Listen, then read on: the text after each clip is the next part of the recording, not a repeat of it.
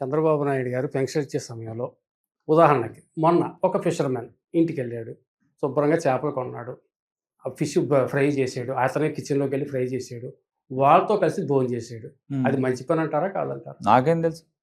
అలా కాదు సార్, మరి జగన్మోహన్ రెడ్డి గారు ఎప్పుడైనా ఒక ఫిషర్‌మెన్ ఇంకోళ్ళ ఇంటికెళ్ళి భోంచేసారా? దాన్ని ఫిషర్‌మెన్ ఎందుకు కాదని ఫిషర్‌మెన్‌ని పిలిచి ఇంటికి భోజనానికి పిలిచాడు. హ్మ్. ఫిషర్‌మెన్ ఇంట్లో భోజనం పెట్టాడు. హ్మ్.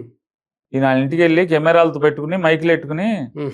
హోటల్ నుంచి తెచ్చిన చేపల్ని పొయ్యి అంటించకుండా ఫ్రై చేసాడు సార్ ఆయన. అదేనండి. హోటల్ నుంచి తెచ్చినయి పొయ్యి అంటించకుండా ఫ్రై చేశారు. ఆ! తప్పేం లేదు. హోటల్ నుంచి తెచ్చారంట. మరి తెకపోతే ఆల్రెడీ రెడీమేడ్ వంట ఏంటో ఉంటుంటది అక్కడ. అదేంటండి, ఆవిడొచ్చి పిలిచింది కదండీ! రండి ఒకసారి సరే పొయ్యి చూద్దురు గాని పిలిచింది కదా నాని గారు. ఇప్పుడు అదే చెప్తున్నానండి. ఆ! దాన్ని క్యాండిడ్ ప్రోగ్రామ్ అంటారు. ఆ! ముందే డైలాగులతో సహా రాసి ఉంటాయి. అవునా? ఎవరి డైలాగులేంటి, ఆ! భర్త డైలాగులేంటి, భార్య డైలాగులేంటి, కూతురు డైలాగులేంటి, కొడుకు డైలాగులేంటి, చంద్రబాబు డైలాగులేంటి, ఆ! అన్నీ రాసి అన్నీ ముందే ఇస్తారు కాగితాలు. హ్మ్. చుట్టూ కెమెరాలుంటాయి. మీకు మనిద్దరం మైకులెట్టుకున్నట్టుగా ఆయన మొత్తం ఆ ఇంట్లో పాత్రలందరూ మైకులెట్టుకుంటారు. హ్మ్. చంద్రబాబుతో సహా. హ్మ్. దాన్నేమంటారు? హ్మ్. చెప్పండి మీరు? హ్మ్.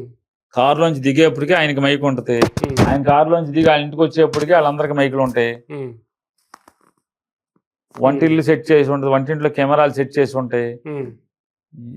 నేనేదేంటంటే ప్రజలు ఇయన్నీ గమనించేస్తున్నారండి అంటున్నా. హ్మ్.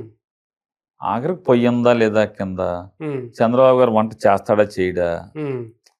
ఇయన్నీ పాత రోజు పూర్వం అయితే గనక ఇయన్నీ ప్రజలు అబ్బా! ఆహా! ఓహో! అని అబ్బురంగా చూసేవాళ్ళు. హ్మ్. ఇవాళ రాజకీయ నాయకులంటే హ్మ్. మీరేమన్నా చెప్పండి. హ్మ్.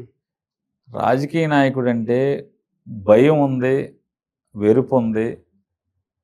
అంతకు మించి హ్మ్. కొంతమంది మీద కులాన్ని బట్టో, మతాన్ని బట్టో వాళ్ళకి నచ్చితేనో, మనసుకు నచ్చినప్పుడో కొంతమందికి ఇష్టం ఉంది. అంతకు మించి రాజకీయ నాయకుడంటే నిజాయితీ ఉందనో, రాజకీయ నాయకుడంటే ప్రేమ ఉండటం అనేదో లేదనేది అందరికీ తెలుసు. మీకు తెలుసు, నాకు తెలుసు, ఉన్న రాజకీయాల్లో ఉన్న అందరికీ తెలుసు. ఇవాళ రాజకీయ నాయకుడంటే మనకెందుకురా ఈళ్ళతో పెంట? ఎప్పుడు ఎవరితో ఏం అవసరం వస్తదో, ఎందుకొచ్చినియి అని చెప్పని ఎవరికాళ్ళు తలకాయ ఉంచుకొని ఏం మాట్లాడకుండా వెళ్ళిపోతున్నారు. అంత సంక్షేమం చేసినటువంటి జగన్మోహన్ రెడ్డి గారికి హ్మ్. 11 సీట్లే వస్తాయని ఒక సీనియర్ పొలిటీషియన్‌గా మీ నాన్నగారి కాడి నుంచి కూడా కృష్ణా జిల్లా రాజకీయాలు శాసించిన కుటుంబం మీది. మంచి కుటుంబం. మీరు ఊహించారా సార్? మరి 11 వస్తాయా? ఓడాక అది 11 అయితే ఏంటి? 50 అయితే ఏంటి? 60 అయితే ఏంటి? ఎంతైతే ఏముంటది? హ్మ్. గవర్నమెంట్ పోయింది. హ్మ్. ప్రజల తరపున ప్రతిపక్ష పాత్ర పోషించాలి. హ్మ్. పోషిస్తాడు. హ్మ్. ఒక్కడైనా పోషిస్తాడు. పెద్ద ఇష్యూ ఏముంది? హ్మ్. జగన్ గారు ఒక్కడే గెలిచాడు. హ్మ్. మొత్తం 174 ఆళ్ళకే వచ్చినియి. హ్మ్. ఏముంది అతని పాత్ర ఏం పోదే. అతను అదే చేస్తాడు. హ్మ్. ఆ! జగన్ 11 గారు వినండి సార్. హ్మ్. 11 ఇక ఓటమి మొదలయ్యాక అది అధికారంలోంచి కిందకి పడతం పోయినాక అది 11 తాగితే ఎక్కడ తాగితే ఉంది? హ్మ్. మాకు జగన్ ఒకడు గెలిచినా అదే, హ్మ్. 11 గెలిచినా అదే, 60 గెలిచినా అదే. హ్మ్. 67 గెలిచినప్పుడు ఇలాగున్నాం. హ్మ్. 151 గెలిచినప్పుడు ఇలాగున్నాం. 11 అయినా అలాగుంటాం. రేపు కారణాలేమన్నా 165 అయినా ఇట్టాగుంటాం. కారణాలేమన్నా విశ్లేషించారా? ప్రధాన కారణం ఇందువల్ల మనం పోయాం. విష ప్రచారం, హ్మ్. పేపర్లు, టీవీలు, యూట్యూబర్స్‌ని విపరీతంగా డబ్బులు వెచ్చించి, ఇన్‌ఫ్లుయెన్సర్‌ని పోగేసి, హ్మ్.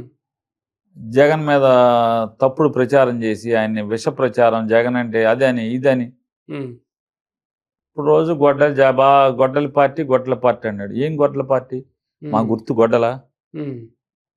అంటే గొడ్డలంటే వినండి గుర్తు గొడ్డలు కాదు సార్.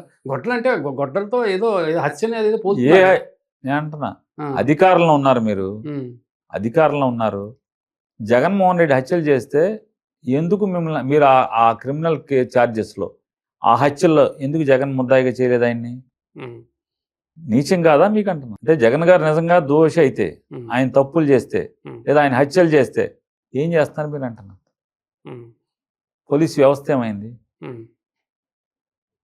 ఏ కేసులో అరెస్ట్ చేశారు మీరు? హ్మ్. ఏ హత్య కేసులో మీరు అరెస్ట్ చేశారు? ఎన్ని హత్యల కేసులో అరెస్ట్ చేశారు? హ్మ్. అంటే చంద్రబాబు నాయుడు గారిది ఆయనది ఎంత నీచమైన బుద్ధంటే, హ్మ్. వయసు 80 దగ్గర పడుతున్నా, హ్మ్. తన కొడుకు వయసు ఉన్నోడిని రాజకీయంగా ఎదుర్కోలేక, హ్మ్. జగన్మోహన్ రెడ్డి గారు ఇప్పుడు చంద్రబాబు నాయుడు గారు ఎన్నేళ్ల పరిపాలన అని చెప్తాడు?